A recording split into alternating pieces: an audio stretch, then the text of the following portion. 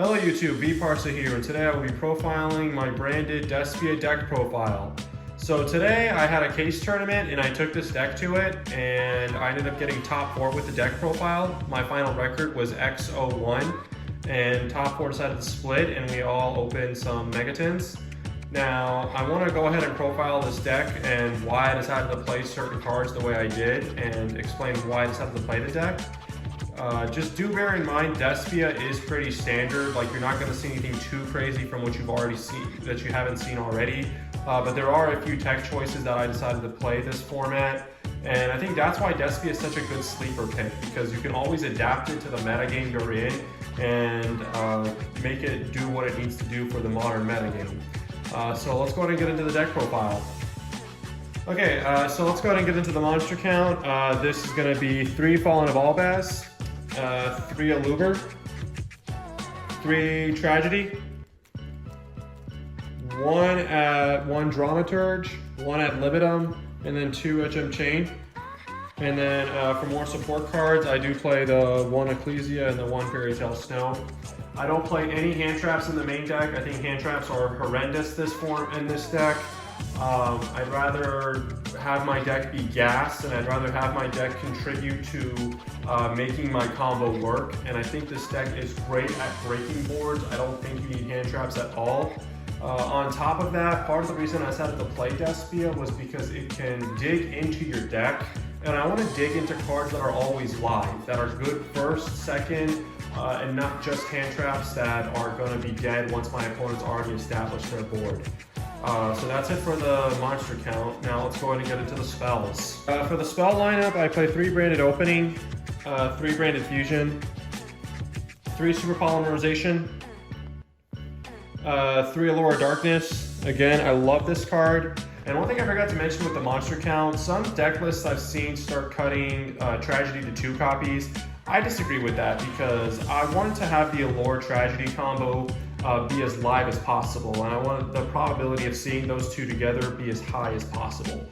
So I definitely play Tragedy at 3, and with Allure of Darkness it's so good. And like I said, I love playing this deck. That's the whole reason I played this, chose to play this deck at the case tournament, was because I knew I could dig into my deck and I'm not just relying on seeing my side deck cards or main deck cards for my starting hand. I can draw into them, and I want drawing into cards to be live. I want drawing into cards to be worth something, worth drawing into. And something I am digging into is going to be the Dark Ruler No Mores. Now I do want to go ahead and mention, there have been plenty of times I have broken boards without needing Dark Ruler. It's in here just because why not, but there have been plenty of moments I've baited negates and I can keep going, I can keep pushing. So you don't have to have the Dark Rulers in this deck. And if you don't need the Dark Rulers, you can always ditch them with Super Poly, you can always ditch it with the Lubellion cost. So I'd rather have it just in case I do need it versus needing it and not having it. It can be dead against tier elements, but against Sprite it is really good. And then just to finish up the spells, 2 Fright for Patchwork. I don't play 3 Fright for Patchwork, I don't play 3 Edge of Chain. I think 2 is the perfect ratio. I don't want to brick on these cards too often. 2 Branded in Red, 2 Polymerization, and then 1 Feather Duster just because I don't want to lose the Mystic Mine, 1 Called by the Grave. And then finally, I have seen some deck lists cut the Field Spell, and I disagree with that. Because even if you don't need the Field Spell to fusion with, you can always use the Field Spell to make sure your board gets reestablished if your opponent Super Polys you or Nibiru's you. And not to mention, like, I've had plenty of moments where I've activated the Field Spell, and Totally Awesome has to negate the activation of the card. It can't negate card effects. So they have to negate the Field Spell right there. And part of the reason I love playing this deck is because Fusion is such a powerful mechanic. You can't negate a Fusion summon. You can negate the Fusion spell, but the whole problem with that is you don't know what I'm summoning. You don't know which purple monster I'm summoning until it's too late. So that's the problem when you're going against decks that put up negates, because if they can only negate card activations and not effects, they have to negate the Field Spell. Otherwise, they don't know if you're going to summon a Guardian Chimera and chain block them. And I've had plenty of moments where that's happened. And then the 1 trap card I play is Branded Banishment. So this card is really good, and I know some lists have cut it, but even if I'm going second, I still sometimes keep this card sided in because this is your win condition versus tier elements. I don't want to pop tier elements with Guardian Chimera. I don't want to super poly tier elements because that's giving them their great effects. I want to banish them with either Mirror Jade or Branded Banishment. And there was a mirror match I had today, and this card is such a win condition in the mirror match as well.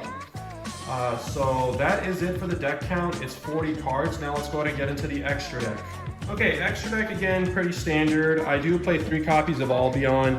I was thinking cutting this to 2, but versus tier elements, when you get into a grind game, 3 definitely does come up. 2 copies of Lubellion, and then 2 copies of Mirror Jade. And then, again, pretty standard. That's it for the, actually one more All-Bats Fusion, and that's gonna be the Titaniclad. Now, I've never summoned Titaniclad so far. I haven't needed to. It is in there just in case you need to have a beat stick, but also it's mainly in here just because sometimes I don't want to set a branded spell or trap. Sometimes I want to search a Fallen of All-Bats or summon a Fallen of All-Bats.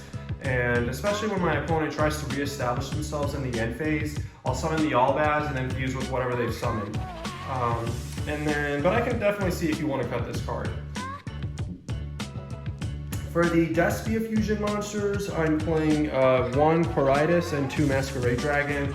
I cut Proskynian. It's just way too hard to summon, and especially with new super poly targets, I wanted to make room for them. And then Masquerade is when your win condition versus tier elements, because if you summon double Masquerade Dragon, if they haven't opened a super poly to fuse them both away, they either have to combo to try to gain the advantage, they have to combo and actively hurt themselves to the point where they might lose the game, or they have to intentionally play conservative just for you to keep the advantage going.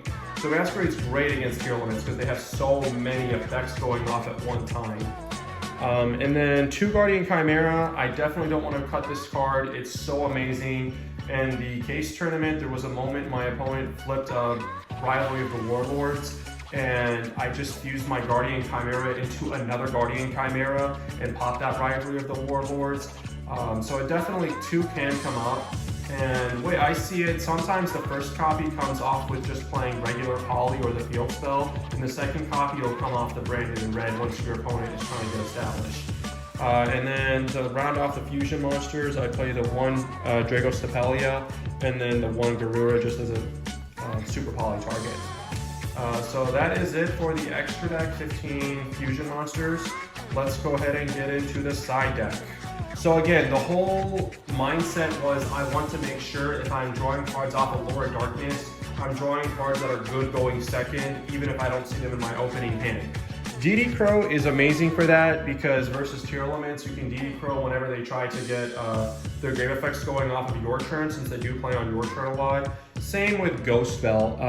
Drawing Ghost Spell off of the Allure Darkness is not the worst thing in the world versus tier elements, because if they try to totally awesome your monster, you can just chain Ghost Spell to negate it. So you don't have to strictly see Ghost Spell to prevent them from getting established. It actually does have its merits when your opponent has become established as well. I am thinking about cutting Ghost Spell, bumping Ghost Spell to 3 and putting DD Crow at 2, but mainly that application would come up against Math Mix, but I've never gone against Math Mix with this deck yet. So if that happens, probably will do that. As far as backrow removal, I don't need to get too crazy with it. Just 3 Twin Twisters and then the 1 Red Reboot. This is just in here to make sure you don't lose to to Dimensional Barrier. Unfortunately, this deck does have a weakness to that card. And there are moments where I just tell myself, if my opponent has it, they have it, like what can I do? But this is the weakness of the deck. It has a lot of strengths, but the weakness is you just hard lose to a D barrier, because if you've noticed, your entire deck, extra deck is purple. So you really don't have a plan B.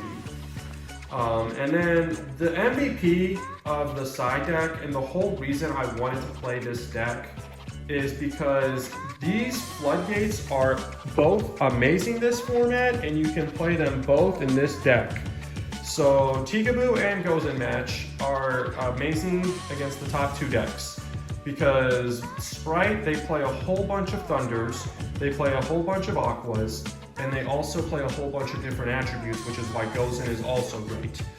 And then versus Tear Elements, maybe Gozen won't do anything because they do have different attributes, unless they've normal summoned the Water Tear Element.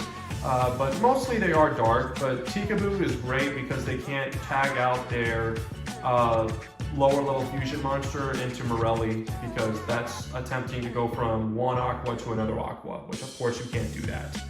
But they're great against other matchups too. I've sided both of these cards in against Flunder because they're both winged, they're all winged beasts, and you have a mixture of water and wind. And sometimes when I'm going second, I still put these cards in because they're great at breaking boards. And maybe my opponent has exhausted all of their resources to try to prevent me from making a board. And then when they're trying to reestablish their board, I'll just flip one of these cards, and now they can't get reestablished, and that buys me time in order to see what I need to see. Now, one thing I will mention that I didn't play, and I'm sure you've noticed, is I don't play Branded Lost. I think that package is horrible. It's a win more package in my opinion. It does nothing to cover the deck's weaknesses, and the deck can already do what it does without Branded Lost. So I don't play the main deck All Beyond. I don't play the hand trap of the deck. I don't play any of those things. I try to make my deck as light as possible, and I try to put in cards to cover this deck's weaknesses.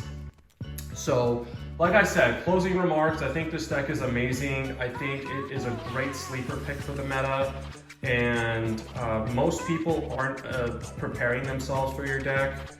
Unless, I mean, you might see a D barrier every now and then. But for the most part, this deck is pretty good at playing through disruptions if you're not getting floodgated.